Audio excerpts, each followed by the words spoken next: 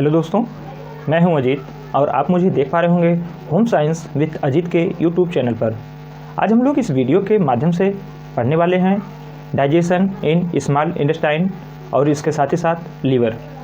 और आपको पता है कि हम लोग पढ़ रहे हैं पाचन, और पाचन में हम लोग पढ़ चुके हैं मुख में पाचन, मुख में पाचन के साथ साथ ग्रास नली और स्टोमच यानी कि आमाशय में पाचन। इसके बाद हम लोग इसको पढ़ने जा रहे हैं और चलिए देखते हैं कैसे कैसे क्या होता है।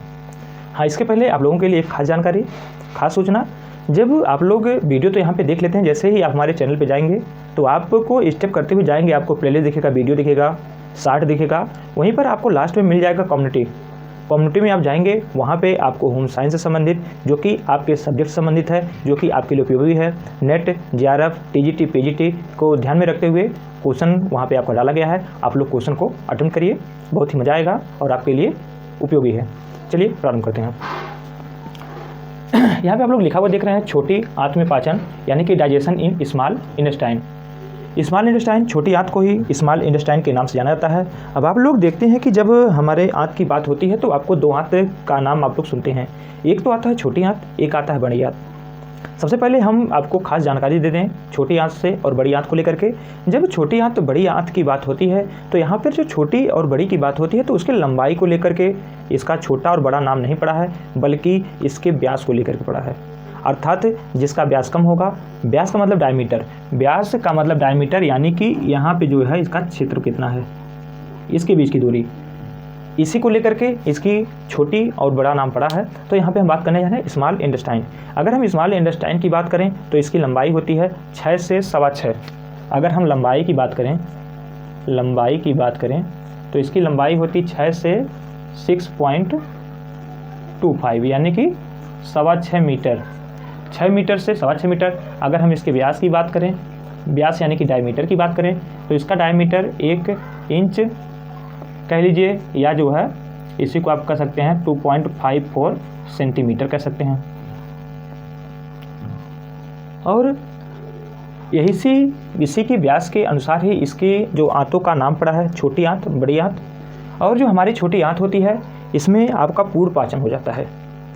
जितने भी पोषक तत्व आप लोगों ने देखा कि जब मुख्य की बात करते हैं तो इसमें सिर्फ आपका CHO यानी कि कार्बोहाइड्रेट का पाचन होता है मुख में। बाकी की बाकी आप लोग आमाशय में आते हैं तो आमाशय में देखते हैं कि उसमें HCl मिलता है, और जो भी आपका प्रोरेनिन और आपका प्रोपेप्सिन था, HCl के मिलने से एक्टिव हो जा रहे थे और भोजन को अम्लीय कर दे रहे थे और वहाँ पे पाचन काम कर। लेकिन जो पूर्ण पाचन की बात आती है तो आपसे क्वेश्चन पूछता है कि पूर्ण पाचन हमारे शरीर के किस अंग में होता है। तो जान लीजिए कि अगर पूर्ण पाचन की बात करें तो वह किस में होगा, आपके छोटी आंत में होगा। लेकिन आंशिक पाचन की बात करें और आपका नाम दिया है आमाशय, तो वहाँ पे आंशिक पाचन होता है, क्योंकि हमें पता है कि प्रोरेनिन होता है और प्रोपेप्सिन होता है। हमने आपको बताया था जब प्रोरेनिन है, जब HCl मिलता है तो प्रोपेप्सिन होता है, जब उसमें HCl मिलता है तो वह पेप्सिन में बदल जाता है। जो पेप्सिन होता है वह आपके दूध के जो प्रोटीन होता है, प्रोटीन को पेप्टोन में बदल देता है। और लेकिन जब वहीं से आगे बढ़ता है जो आपका ट्रिप्सिन होता है, ट्रिप्सिन जो कि अग्नाशय में पाया जाता है, पुनः जो वही पेप्टोन को चेंज कर देता है, उसका जो है बांड होता है, क्या बोलते हैं उसको, पेप्टाइड बॉन्ड में, पॉलीपेप्टाइड या पेप्टाइड बॉन्ड में कन्वर्ट कर देता है। तो वहीं पर उसका पूर्ण पाचन हो जाता है वहाँ पे। यानी कि जब आमाशय की बात होगी तो आंशिक पाचन, और आंशिक पाचन आप लोगों ने देखा कि प्रोटीन के बारे में हमने बताया। वहीं पे जब रेनिन की बात करते हैं तो रेनिन के दूध के केसिन प्रोटीन को दही में जमाने का काम करता है।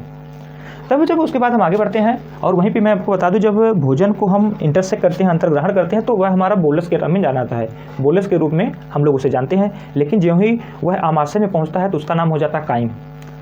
आमाशय में पहुंचता है तो उसका नाम हो जाता है काइम। और आमाशय का सबसे लास्ट जिरह जो होता है पाइलोरिक वाल्व होता है, और ज्यों ही पाइलोरिक वाल्व से निकल करके वह छोटी आंत यानी कि स्मॉल इंटेस्टाइन में प्रवेश करता है, उसका नाम हो जाता है काइल। जैसा कि आप लोग यहाँ पे लिखा हुआ देख रहे हैं कि यहाँ पे जो भोजन है उसको काइल के नाम जानते हैं। आपसे क्वेश्चन पूछे कि किस वाल्व के माध्यम से भोजन छोटी आंत में प्रवेश करता है, तो उसका नाम है पाइलोरिक वाल्व। इसी पाइलोरिक वाल्व के माध्यम से आमाशय से जो काइम है, जो कि भोजन बोलस था फिर काइम हो गया, वही काइम के रूप में जो है छोटी आंत में प्रवेश करता है। तो वाल्व क्या से पूछ सकता है। तो इतनी बात हो गई, छोटी आंत की लंबाई बता दिया, व्यास बता दिया और कारण बता दिया। इसमें भोजन को किस नाम जानते हैं, और इसमें भोजन का पूर्ण पाचन हुआ करता है, यानी कि इसमें होगा अवशोषण। भोजन वहाँ पे था जो है आपके आमाशय था, उसमें सारे जो है HCl मिल गया, उसको तोड़ने का काम कर दिया, महीन हो गया। अब आपका भोजन एक लिक्विड के फॉर्म में आ जाता है, एक लिक्विड के फॉर्म में आ जाता है और छोटी आंत में, और छोटी आंत के द्वारा जो भी पोषक तत्व रहते हैं, आपको पता है जब छोटी आंत में जो ही प्रवेश करता है तो आपको मिल जाएगा लीवर, पेनक्रियाज और आपका पित्ताशय। तो लीवर के माध्यम से यह हो जाता है क्षारी। छोटी आंत में भोजन अगर आपसे पूछे कैसा होता है तो क्षारी हो जाता है। तो क्षारी तो हो जाता है। अब क्षारी हो जाने के साथ साथ आपको पता है कि पेनक्रियाज है जिसमें कि आपका लाइपेज, एमाइलेज, ट्रिप्सिन यहाँ से एंजाइम निकलता है, और आपको पता है कि लीवर से निकलता है, वहाँ पे लीवर से जो भी एंजाइम निकलता है और पित्ताशय में जाकर पित्त रस से लीवर। आपसे क्वेश्चन पूछता है कि लीवर कौन से रस का निर्माण करता है, ऑप्शन देता है पित्त रस, और पित्त रस का निर्माण तो करता है लेकिन जो अतिरिक्त पित्त रस का निर्माण करता है वो आपका कहाँ पर जाता है, जो अतिरिक्त पित्त रस का निर्माण होता है वो आपके पित्ताशय में जाकर संचित हो जाता है। और यहीं से क्वेश्चन पूछता है कि कितने हमारा लीवर एक दिन में कितने पित्त रस का निर्माण करता है, तो 600 से 700 मिलीलीटर, 600 से 700 मिलीलीटर पर डे यानी कि ml पर डे। और वहीं पर आपके पित्त रस का पीएच मान पूछता है। पित्त रस का पीएच मान की बात करें तो 7.5 से 8.4। आप लोग जानते हैं कि जब हम पीएच मान की बात करते हैं और 7 से ऊपर होता है यानी कि वह कैसा होता है, क्षारीय होता है, अर्थात यह भोजन यहाँ पे क्षारीय हो जाता है। तो पीएच मान आपसे पूछता है और मात्रा पूछता है पित्त रस की। तो हमारा यकृत जो होता है, लीवर होता है, जो जिसका नाम जिगर है, जिगर के नाम से जाना जाता है, वह एक दिन में 600 से 700 मिलीलीटर आपके पित्त रस का स्राव करता है और उसका जो पीएच मान हुआ करता है वह 7.5 से 8.4 पीएच हुआ करता है। चलिए इतनी बात हो गई। अब हम देखते हैं कि छोटी आंत के अगर हम इसके भाग में बांटते हैं, छोटी आंत को 3 भागों में बांट करके जाना जाता है और उसके अलग अलग नाम हैं। जो ही हम देखते हैं छोटी आंत को देखते हैं तो सबसे जो ऊपरी भाग होता है उसी को ही डेडुनम के नाम से जाना जाता है, डेडुनम। उन्हें जो बीच का भाग होता है उसको जेजुनम के नाम जाना जाता है, और जो सबसे नीचे का भाग होता है उसको इलियम के नाम से जाना जाता है। इलियम ही छोटी आंत का सबसे बड़ा भाग होता है, सबसे बड़ा भाग। तो आपसे अगर पूछे क्वेश्चन में छोटी आंत का सबसे बड़ा भाग कौन सा है तो आप बताएंगे इलियम। अब यहाँ पर बात आती है हम इसे याद कैसे रखेंगे। आपसे बार बार क्वेश्चन पूछा जाता है टीजीटी, पीजीटी में या जो नेट जेआरएफ में मिलाने के लिए दे देता है, डेडुनम, जेजुनम और इलियम, इनसे क्रम पूछता किस सीक्वेंस में है तो हमें याद रखना होगा, जो कि टीजीटी, पीजीटी, नेट जेआरएफ में आपके होम साइंस में बार बार क्वेश्चन बनता है। तो जो ही आपसे क्रम पूछे तो देखिए डेडुनम दीदी और जेजुनम जीजा और इलियम मतलब आई माने मैं, यानी कि दीदी जीजा और मैं, आई दीदी जीजा आई माने मैं, दीदी जीजा मैं, यानी कि दीदी से डेडुनम, जीजा से जेजुनम और आई से इलियम।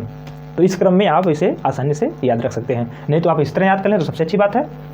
अब वहीं पर जब हम देखते हैं कि जो हमारा डेडुनम होता है जिसको हमने दीदी से संबोधित किया आप याद करने के लिए, तो इसी दीदी में आपके दो चीज़ जुड़ा होता है, आपका लीवर जुड़ा होता है और आपका पित्ताशय। पित्ताशय के साथ साथ यहीं से आप लोग देखते हैं कि पेनक्रियाज, और वहीं पे आपको पेनक्रियाज की स्थिति पूछता है कि हमारे छोटी आंत में पेनक्रियाज किस साइड में उपस्थित होता है। तो यहाँ पे आप लोग जान लीजिए कि दाहिने साइड में उपस्थित हुआ करता है।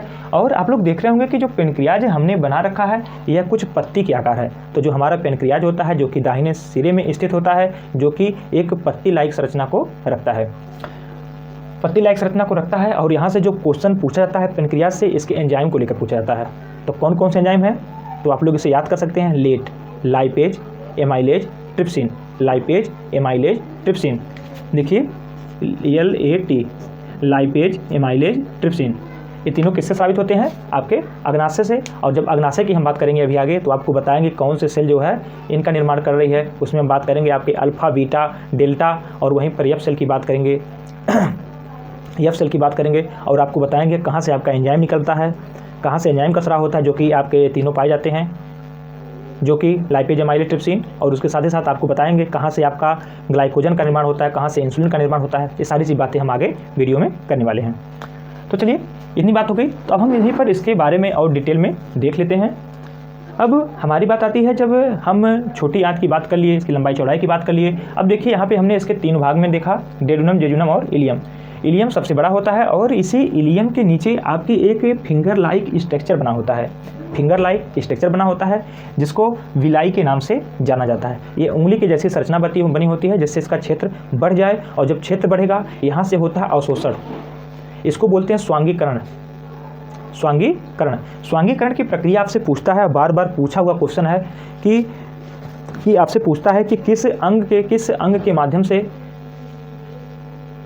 पचित यानी कि छोटी आंत के द्वारा अवशोषित भोजन कोशिकाओं तक जाता है।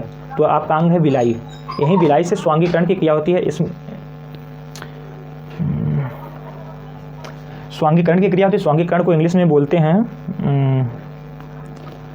दिमाग पे नहीं आ रहा है।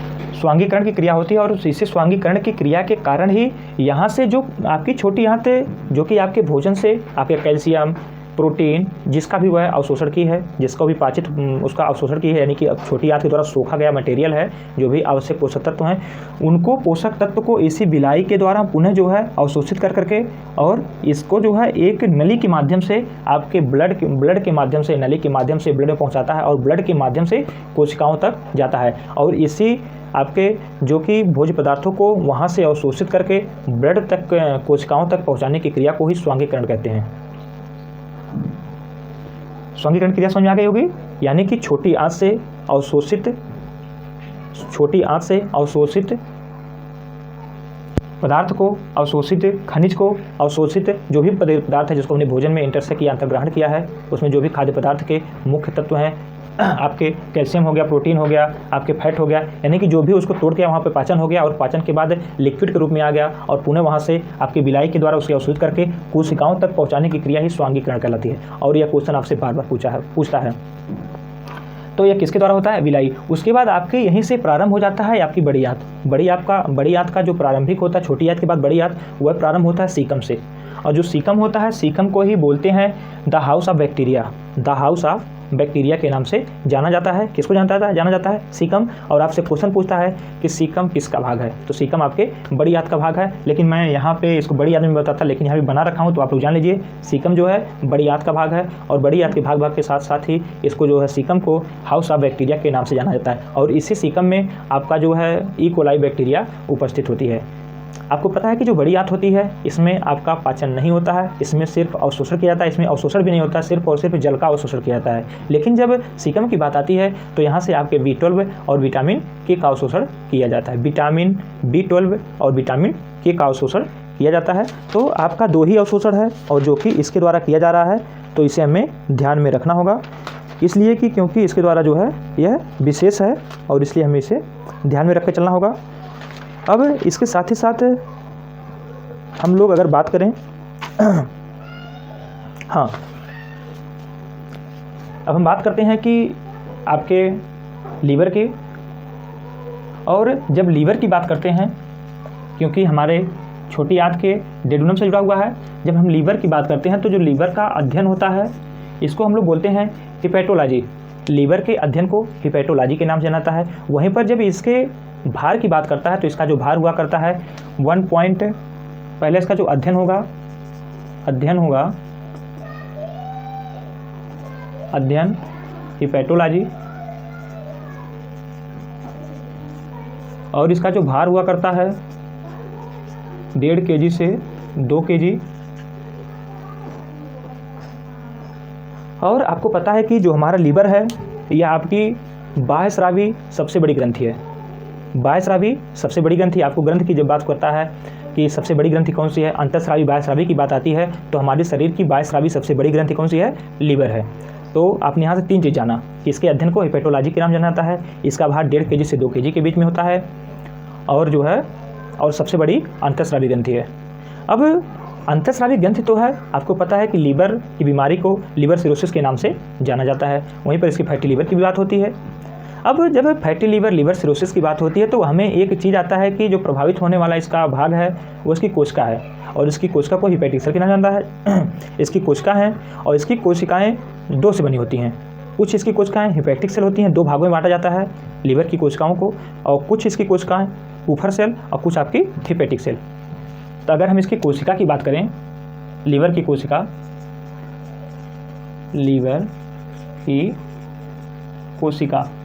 तो लीवर में 2 प्रकार की कोशिका पाई जाती है।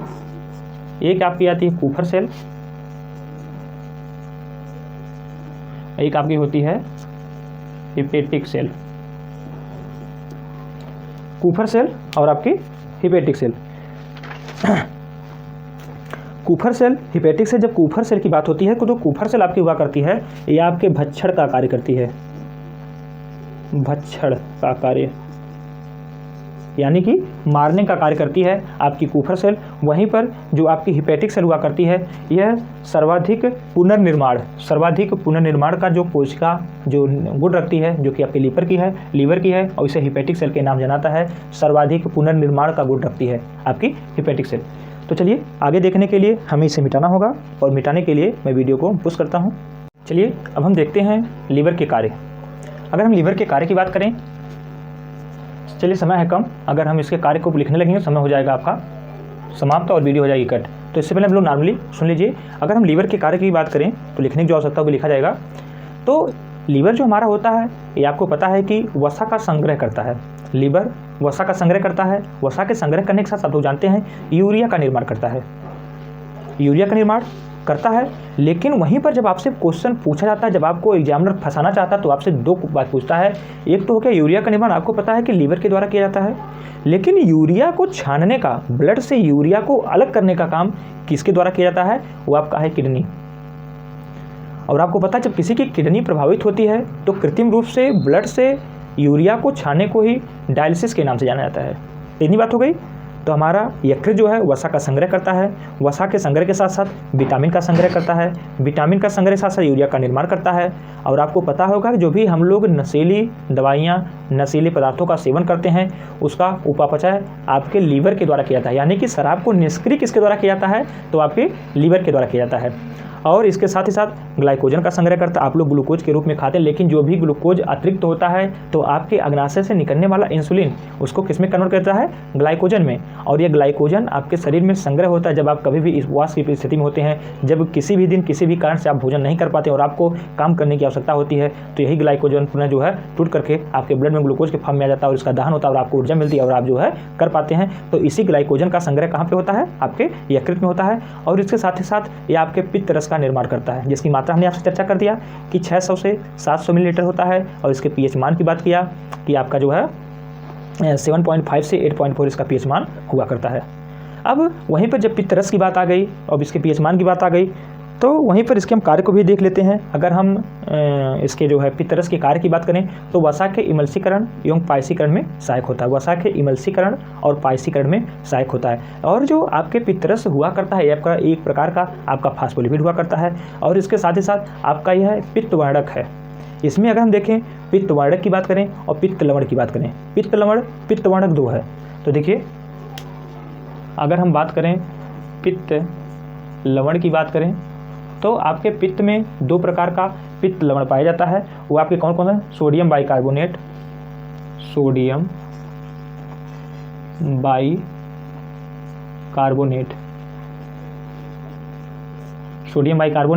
और आपका क्या एक है? एक आपका है सोडियम ग्लाइकोलेट।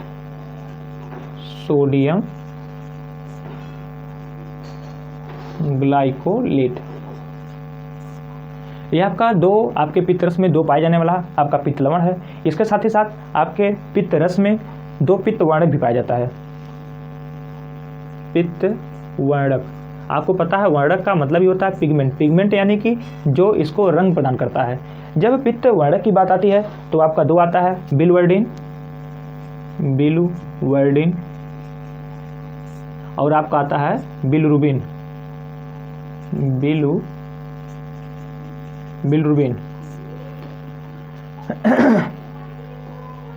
एक आपका जो बिलवर्डिन है, एक आपका बिलरुबिन है। यह जो बिलवर्डिन है यह है आपका कैसा रंग प्रदान करता है? यह आपका हरा रंग प्रदान करता है। लेकिन वहीं पर जो बिलरुबिन है यह आपका पीला रंग प्रदान करता है। और आपकी जानकारी के लिए बता दूं, जब आपके पित्ताशय में जब पित्त वर्णक में आपके बिलरुबिन की मात्रा बढ़ जाती है तो जो हमें रोग होता है उस रोग का नाम है पीलिया। अर्थात यदि आपसे कोई पूछे कि पीलिया में हमारे शरीर का कौन सा अंग प्रभावित होता है तो हम एक शब्द में कह सकते हैं कि हमारा लीवर। यहाँ से कंफर्म हो गया, क्योंकि जब वही प्रभावित था यही जो है बिलरुबिन का ज़्यादा स्राव होने लगा, जिससे हमारा शरीर पीला पड़ जाता है। और इसके साथ ही साथ हम बात करते हैं अधिक स्राव से पीलिया हो जाता है। तो यहाँ पे हमारा जो भी स्मॉल इंटेस्टाइन था, स्मॉल इंटेस्टाइन से जो भी जुड़े हुए थे, आपका लीवर था, ये था। तो यहाँ पर हमने लीवर को पढ़ा और पित्ताशय को छोड़ा। यहाँ पर मैं छोड़ दिया हूँ पेनक्रियाज को छोड़ेंगे, देखेंगे हम लोग नेक्स्ट वीडियो में। और इस वीडियो में हम लोग छोटी आंत और लीवर और पित्ताशय इन पे हम लोग जो है पढ़ने का प्रयास किया, समझने का प्रयास किया, और पुनः जो है हम लोग पढ़ेंगे क्या, पैनक्रियाज और आपका वसा का पायसीकरण, इमल्सीकरण। तो चलिए यहीं पे हम करते हैं वीडियो को समाप्त। यदि आई हो पसंद, यदि वीडियो आई हो पसंद तो कर दीजिए लाइक, और आप वीडियो हमारे चैनल पे प्रथम बार विजिट कर रहे हो तो चैनल को करिए सब्सक्राइब, और एक छोड़ जाइए प्यारा सा कमेंट, जिससे हम आपके लिए निरंतर कार्य करते रहें। धन्यवाद।